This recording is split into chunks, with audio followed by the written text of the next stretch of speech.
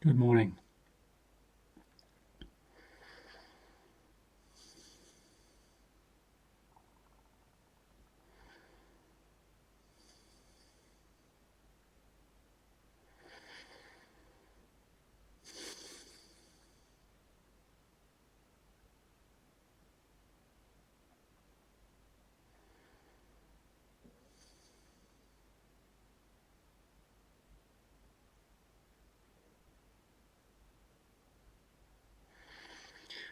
So I'd like to say a few words about philos anthropos, philanthropy, the love of humanity.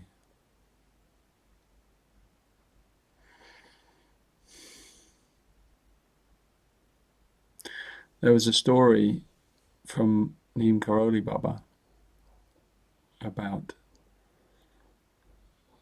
when they were having a darshan, a public darshan, and a darshan is where the teacher, the master, blesses the devotees in all kinds of ways. In his case, he gave them sweets a lot of the time.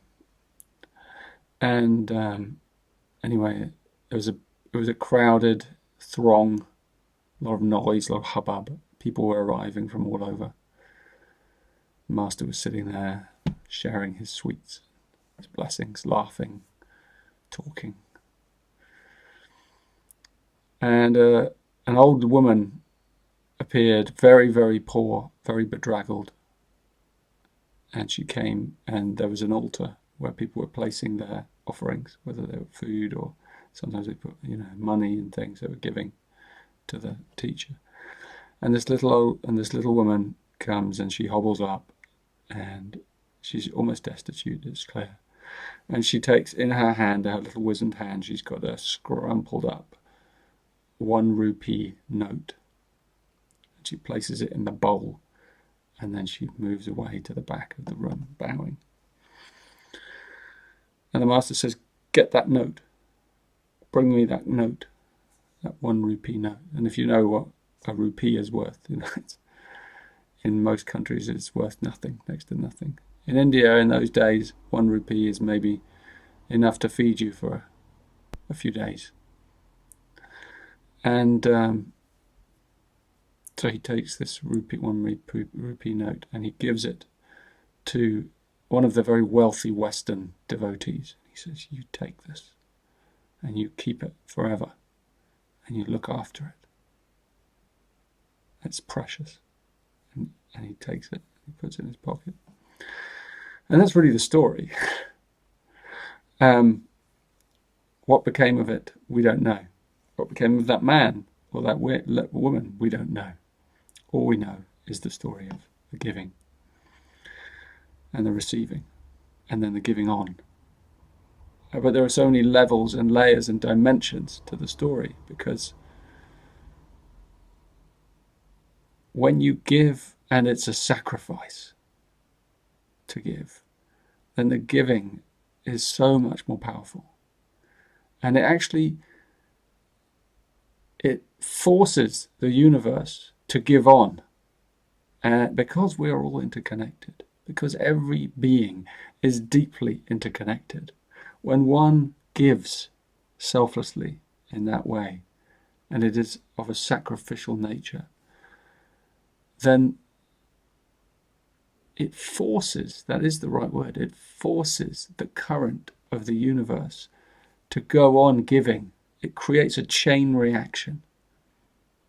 And it means that one person, the next person has to give, and another person has to give more, and another person has to give more, and another person has to give more. And so the chain continues because of the way we are all interconnected through these lines, these fractal lines. So the power of a tiny act of deep kindness is incalculable. You don't know what forces that offering truly brought into the world, into the universe. because it's still happening. The result of that giving is still going on. The echo, the ripples are still passing through the ocean of that giving, of that selfless sacrifice. So think about this when you give, or when you consider giving. For many of us, giving a dollar here and there it's good, it's nice, but it's not a sacrifice. Whereas if, for example, some money came into you, it doesn't be money either, it's time, it's many things. I'm using money as an example. It's a very good example of money because it symbolizes our energy, our time. And let's say some money came into your life, £3,000, dollars, whatever.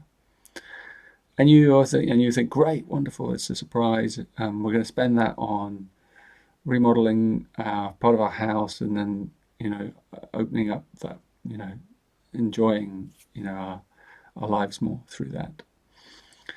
And it's a wonderful thing to do.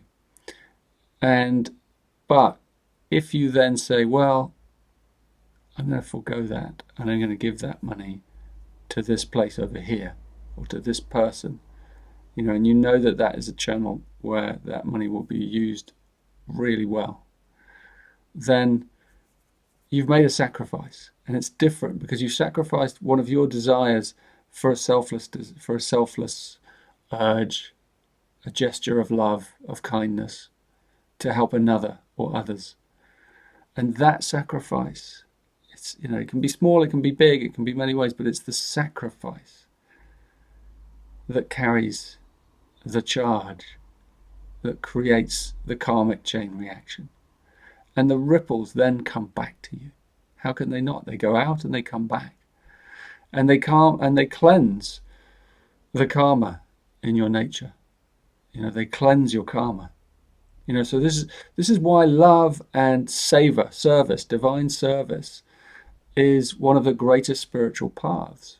Because, one act like that is worth weeks, months perhaps, of meditation, of pure insight meditation, perhaps more, in terms of what it transmutes inside us, the forgetting, and it allows us to remember more, and we feel the lift of that grace through our giving to another human, or another being, or another creature, or a plant, even the smallest of things.